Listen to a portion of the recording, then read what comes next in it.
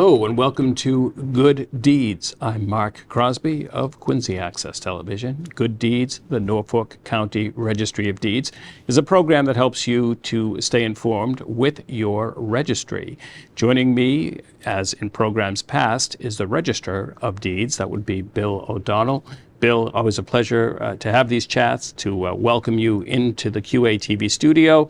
And you come in here, but your program really goes throughout the county. Yes, and again, hello, Mark, and again, thanks to you and Quincy Access Television, the service you do as a regional community service, a communicator of information. We really appreciate it. Some of the information is statistics, which we go into every year, and then again, it's that time. Time goes by, and we're going to talk about the second quarter statistics, which are April, May, and June of 2024 versus 2023. And then get into some of the consumer issues and other things that the registry does. I always tell people the registry is an arm of government that you may not know much about, but when you think about it, the biggest asset you have is your home. And whether you've purchased a home or maybe your children or grandchildren are out there looking for homes, there's interesting information that Quincy Access does a nice job of communicating across Massachusetts, because the show gets picked up and we appreciate it. As far as statistics, the second quarter of 2024 was about the same as the second quarter of 2023. For total document volume, the total documents that were recorded at the Registry of Deeds for April, May, and June was 26,623 documents, and that was only down 751 documents from 2023. So, documents were still coming in, and again, total deeds was about the same. Actually, in 2024, total deeds went up as opposed to 2023. And again, we're just looking at the second quarter, April, May, and June. As far as total deeds in 2023, it was 4,193. And in 2024, it was 4,228. And one of the reasons we look at deeds are documents that get recorded at the registry, and it's because of a transaction. It could be the sale of a home, or it could be a commercial property. Any deed where there's a transfer of ownership gets recorded at the Registry of Deeds, and that's what's so important about the documents that get recorded at the registry. It gives every one of you that own property, what gets done at the registry impacts the legal title to your property. These are legal real estate documents that get recorded, and these records all end up factoring into the legal title to your property. So yes, we talk about numbers, but behind the numbers are people that own homes, the memories of owning homes, people that have supported their family because they own business properties, and that's why these records that we talk about, these statistics, are so important, that the records get recorded accurately and are available to the community. Another big part of documents is mortgages, and the mortgage numbers have been down, and they're down because in 2020 and 2021 the interest rates were low, in some cases 2.5%, just under 3%. It's hard to believe that now. Yes, and you feel sorry for the younger people that are trying to get into the market because they find a house that they can purchase, and the interest rate adds so much extra cost. As a matter of fact, the National Association of Home Builders did analysis in 2024. They say 76.9% of all United States households are already not able to afford a median price new home, which nationally is $495,750. And we know the costs in Massachusetts are higher. So when the interest rates go up, these younger people that are trying to buy something, it just makes it so much more difficult. And we can see it with the mortgage numbers. The total mortgages, and again, not as bad as we thought, but in 2023, it was 4,084.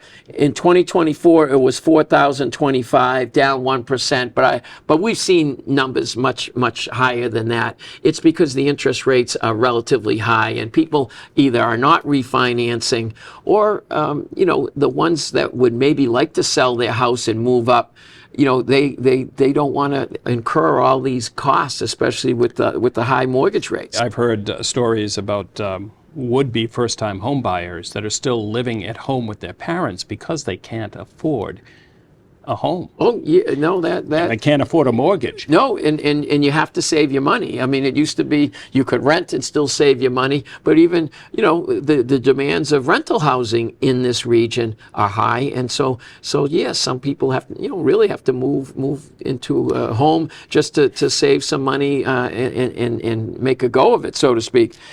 And there are struggles. People are struggling. We have partnered up with NeighborWorks Housing Solutions and Quincy Community Action Program, two nonprofit groups where if someone's struggling with foreclosure, they can reach out to these groups. They provide counseling. Remember, a foreclosure is a legal process where a lender is foreclosing on a mortgage. They're trying to take your property. Don't wait till the sheriff is out there taking your property. If you get a foreclosure notice, which is the first part of the foreclosure process, reach out to these nonprofit groups or go to our website at www.norfolkdeeds.org. We have the links, like I said, to NeighborWorks Housing Solutions. We have links to Quincy Community Action Program, but there's also links to the Attorney General's office provides resources because Those numbers are up. Foreclosures are up. Oh, yes. Well, just to give you an idea, notices of foreclosure, which is the first part of the process, they, by law, have to file a document that says they're foreclosing on people. In 2023, again, just for that quarter, April, May, and June, it was 2,733. And in 2024, it was 2,700. There was 86. 86 notices of foreclosure. And in 2024, it was 112. That's up 26. That's an increase of 30%. So the other statistics were homesteads. So the point to be made here is that the notices to foreclose in second quarter have gone up, which over 2023, which again shows that people are struggling. And please go to our website if you know anyone struggling, so that they can get the resources they need. Interest rates obviously being very high right now. The other issue is limited inventory, still limited inventory, even with all the building going on. Well, that statistic, the National Association of Home Builders, that's what they're saying, that there's not enough new inventory to keep up with demand. And the factor that most strikes out at me, and again, we track residential and commercial real estate, it went up 20% in Norfolk County over, the quarters, and the change was $200,000. And the average sale price, again, commercial and residential, the commercial kind of skews the numbers. It was almost $1.2 million.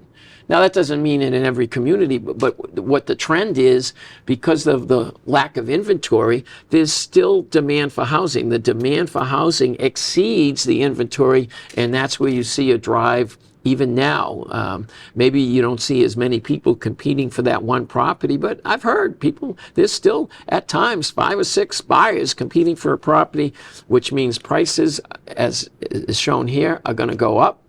And again, the limited inventory is an issue. And the feds, I think the latest report I heard is that they're thinking about bringing interest rates down, but there's still no set plan as to when they may come down. Right. You read the information, and that's what I say. We're here in Norfolk County, but things that get done nationally at the Federal Reserve and national economic policy does have impacts in the local real estate economy. So we'll have to stay tuned to see what happens with the interest rates. Typically, if the interest rates come down, you do see an increase of mortgage activity, more people buying homes, recording those deeds we mentioned, or refinancing, that if it gets to a point where the rates can go low enough, it might spur more activity.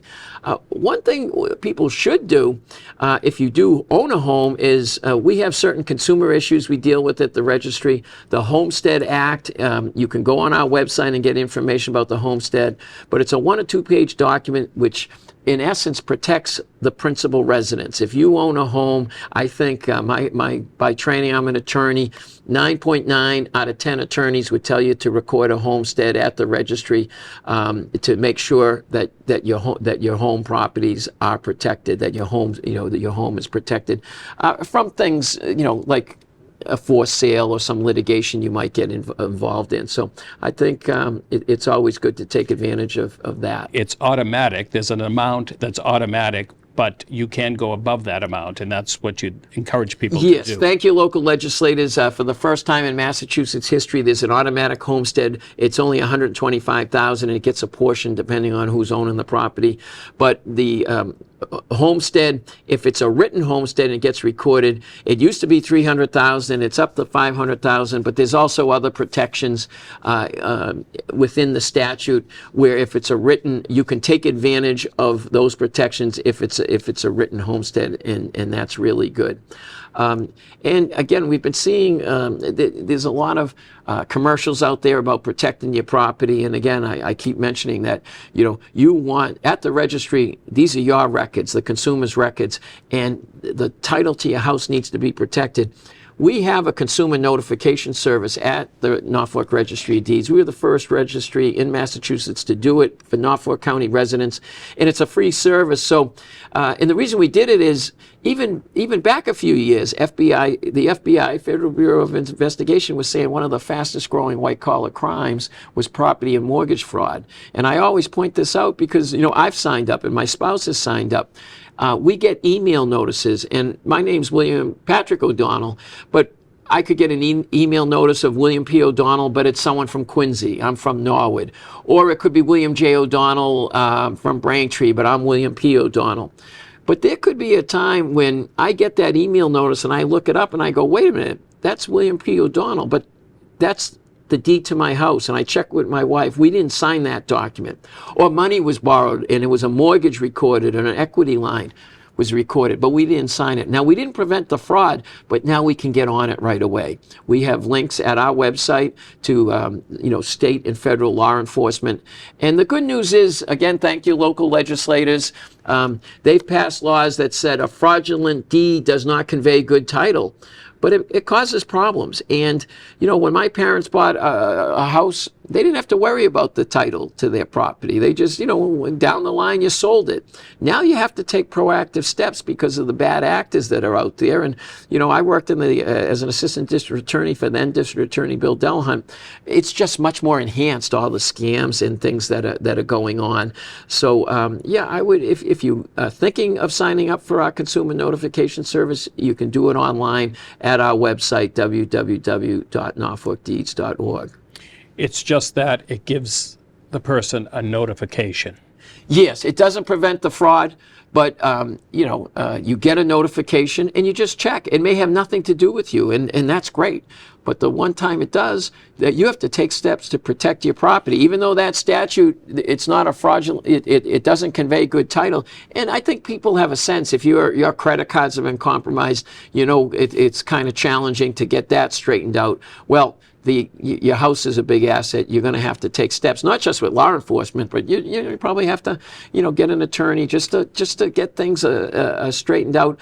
And so again, this is another example of the Registry of Deeds trying to be relevant to what goes on in society and what goes on in people's lives. You want, this is a way for you to at least get notified if some scam or some document was recorded that involved your property. You should want to know about it, and that's why we did this modernization initiative at the registry. I'd like to talk about deed scams and what the registry, how easy it is for folks to get a copy of their deed at the registry. And I suppose at the same time, let people know that though there might be legitimate companies out there, oftentimes they charge more than they need to charge, or more than a person would need to pay to get a copy of their deed. Who would have thought that the deed scams we're about to talk about, you actually would tolerate them more than they're actually trying to take your house? The deed scams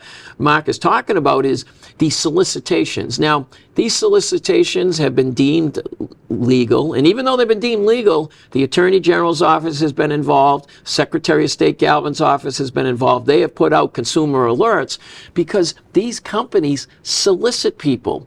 And it started as a certified copy of your deed for $59. Well, if you come to the registry, we can certify your copy. Actually, I was just at a office hours, and I've been at senior centers. We certify them for free. Don't be paying. That group used to do $59, but now there are other groups out there, and they, as Mark says, they are, because they put that the ad as a solicitation, it covers them legally, but I still think it's unconscionable what they're doing. So please spread the word. Because a lot of times they send something out that looks like a tax bill, and people being, they want to make sure their bills are paid, and it was for $86, they'd get you a copy of your deed. Or, another group does it for over $100. Come to the registry, call our customer service center, or check our website. We're out in the communities, and if you need a copy of your deed, we can just give you a copy free. So those are some of the types of scams, and there's been publicity on it. As I said, not only the Attorney General and the Secretary of State, but Hank Phillippe Ryan did a story on it. It was in the Herald, WBZ Radio, but it still happens, and we want to make sure the consumers out there, don't fall prey to those type of scams. I would like to talk about a new thing we're doing, which they say, we talk about the fastest growing white collar crime. Well, they say that one of the second busiest hobbies are people doing historical and genealogical research. That was reported by ABC News. We're rolling out at the registry a genealogy resource center. So you can come by the Norfolk Registry at 649 High Street and look up all the information. We have 50 computers that are open to the public. But one of our missions over the years was to bring the registry's records into people's homes and businesses, and we've done that. If you go to our website, www.norfolkdeeds.org, you can look up all these land records. There's over 13 million land records are in our internet library. So you can do online internet land record research from your home, from your business, just on your computer, going all the way back to 1793. But now we're trying to combine it with history and genealogical research. Of course, our main mission is, to make sure these records, when you buy or sell property, that it's legal. So our mission is to work with the lawyers and the builders and the real estate brokers. That's all who depends on the records for a big part of our economy, the real estate economy. But now more and more people are doing historical and genealogical research. So we've set aside computers at 649 High Street where you can have free access to Ancestry.com to kind of do some research along along those grounds. Because we have a lot of history in our records back to 1793. 4 presidents born here in Norfolk County. Countless historical figures. So there's a lot of history, and now we're rolling out this genealogical resource center where people can come in, use the computers. We have some resources available, and we're excited about it. We're getting a good response from the historical commissions and the historical societies around the county, but just from regular folks that have taken an interest in research. And we are actually going to end this program on an historical note, so stay tuned for that. I do want to talk about a recent release from your office regarding mortgage discharges. Right. A mortgage discharge, when we borrow money, I've had 3 children. I had to borrow money to get them through college. You have a son in college. A lot of us need to borrow money to buy the house, A mortgage gets recorded to make sure that we pay off the bank and the lender. When you pay off that mortgage, and you might have paid it off because you refinanced to get a lower rate, the mortgage discharge should be recorded at the registry. And again, thank your local legislators. You've got great local legislators. They've put some teeth into the law where now banks have to do a better job of either making sure the discharges get recorded at the registry, or they send them to you as the borrower. And they're making it much more clearer now that you have to take that 1 or 2 page mortgage discharge to the registry and get it recorded. So you want to make sure, because we have people come in and say, hey, I'm selling my house and the closing attorney says I have to come up with a mortgage discharge. I paid that off 20 years ago. You might have paid it off, but the mortgage discharge that tells the world that you paid it off needs to get recorded.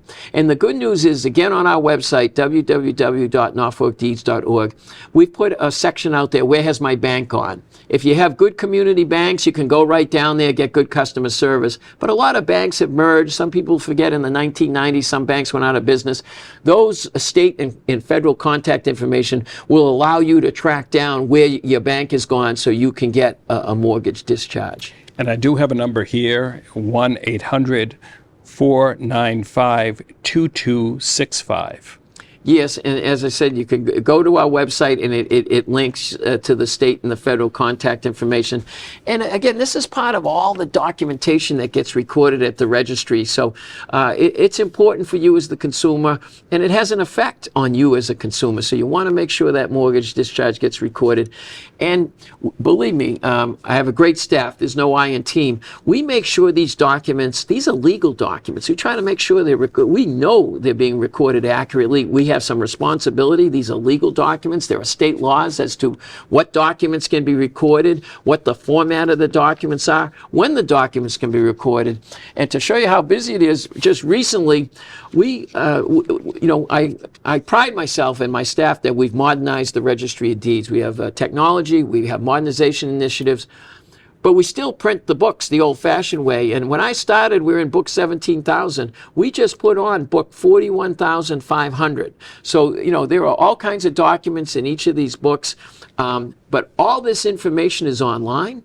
You can look it up yourself, or you can call our customer service center at 781-461-6101 if you have a question. Did I record a homestead? Or, hey, is my mortgage, has it been discharged? So, but it just shows you, even in the slow times, and we cited numbers that were slow, it's still, the documents that we're recording still exceed what was recorded in the past, because it's still a vibrant economy. Even though it's down a little, there's a lot of documentation that gets recorded, and it gets recorded at the Registry of Deeds. I guess we will call this the Summer 2024 tour, and I'm referring to office hours for folks that might want to meet with you in their communities. Sure. I'm just coming from Brookline. We have 28 communities in Norfolk County, and for years, and we've done this for years. I went to school down Georgetown University. Ended up working for Congressman Joe Moakley was my congressman. I grew up in Norwood and lived in Norwood. And one thing I learned from him was he was big into office hours and helping the constituents. If you're a government entity, try to help the people. And one of the ways we do it, we've been to senior centers, we've been to libraries, we were at office hours. We were recently in Quincy. The mayor was great, giving us an office there. We go all around because we can bring our computers. So we're bringing the registry's records into the communities. People come by. Sometimes they have some questions on things, but a lot of times they just want a copy of their deed. They want to make sure the mortgages were discharged. Some of them even bring documents. We were out in Medfield. A bunch of people brought. There was a release from the town for a betterment that people brought with them.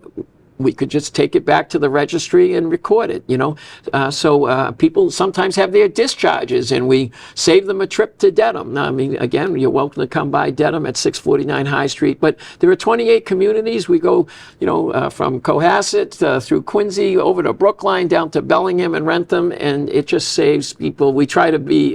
It just is convenient for people, and so we do get out into the communities all year round. But yes, thank you for bringing that up. Community partners and Suits for Success. The Norfolk County Registry of Deeds recently donated to the West Roxbury VA. Well, this started a long time ago. We raise, we have suits, not just suits, men's clothes, but then Interfaith Social Services way back said, hey, women need clothes, so we collect women's clothes. We've donated here, not only in Quincy, but down in Brockton to Father Bill's in Mainspring. Yes, the veterans, and again, I have my son is in the Coast Guard. I have the pin here he gave me. Yes, we take clothes, men's clothes, women's clothes. We go to the Veterans Administration in Jamaica Plain, in West Roxbury, and also in Brockton. There's a need amongst the veterans, but there's a need for anyone. A Circle of Hope in Needham, St. Vincent's de Paul down in the Plainville, Rentham, down that area. So we go out to these groups and try to, and St. Francis House down in Boston. Inner City Weightlifting is a group in Dorchester and Cambridge that come and they pick up clothes because they need them for interviews. And it's a weightlifting group that they try to get them on the straight and narrow and then get jobs. So again, I want to thank the residents that come by 649 High Street with their donations and thank you because, we got to help other people in the community. So that's another mission that we try to do at the registry. I hinted to this earlier, and that's our historical pieces that we work on. History Comes Alive. Folks will get to see the latest. Sylvanus Thayer will be featured in just a few moments. It was great, and again, it's the creativity of Jonathan Caleri, the executive producer, you as producer. I'm the voice, I just do the voice, but it came out of our History Comes Alive project at the registry where we transcribed documents, and David McCulloch, wrote a note about how it brought the documents, you could read them from easy to read text. So another great piece, and again, it's your creativity. This person is, I call him, he's a great director. The Spielberg of Norfolk County, but it's fun. And there's so many great landmarks around the county and interesting stories, and this is another one.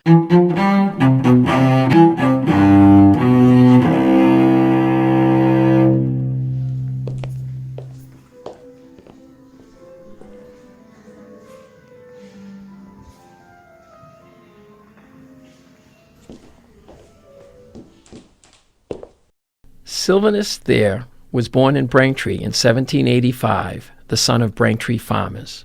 He was sent to live with his uncle and attend school in New Hampshire, where he met General Benjamin Pierce, a veteran of the American Revolution. In 1807, he graduated from Dartmouth College as valedictorian. Sylvanus Thayer was granted an appointment to West Point by President Thomas Jefferson and graduated in 1808 after a single year and received commission as a second lieutenant. During the War of 1812, he was promoted to major and directed the defense of Norfolk, Virginia. He was ordered by President James Monroe to become the superintendent of West Point in 1817. While at West Point, until 1833, he established numerous traditions and policies which are still in use today. This has led many to refer to Sylvanus Thayer as Father of West Point. Under his oversight, West Point also became the nation's first college of engineering. Many cadets during his tenure went on to hold key leadership positions in the Mexican and Civil Wars. He died in 1872 in his hometown of Braintree. Thayer Academy was conceived at the bequest in his will.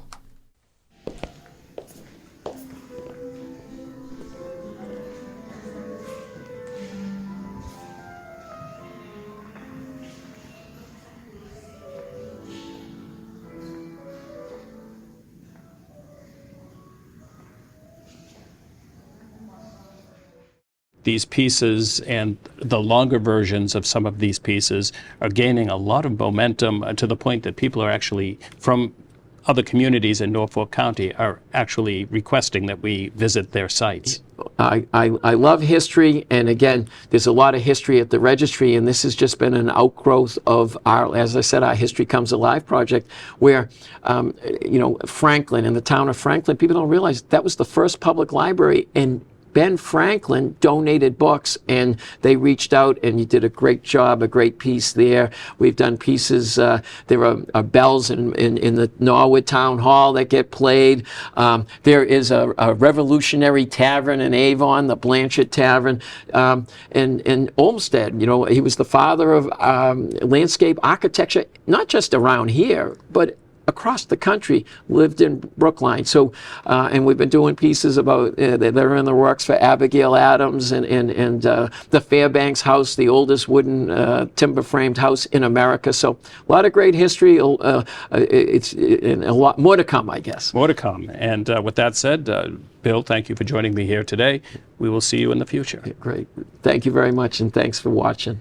Please remember to support the local access station in the community in which you reside. Take care.